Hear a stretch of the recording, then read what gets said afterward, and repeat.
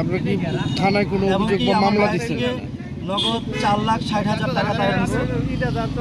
আচ্ছা, আপনারা কোন প্রশাসনের কাছে অভিযোগ বা মামলা দিচ্ছেন কিনা? হ্যাঁ, আমরা অভিযোগ করা হয়েছে, অভিযোগ করছি, অভিযোগ করা হয়েছে। কিন্তু নাম হচ্ছে গেল, একজনের নাম আরিফ আর আরেকজনের নাম হচ্ছিল মহাসিন, স্বপন, সুমন, একজনের নাম হচ্ছে গেল সুমন।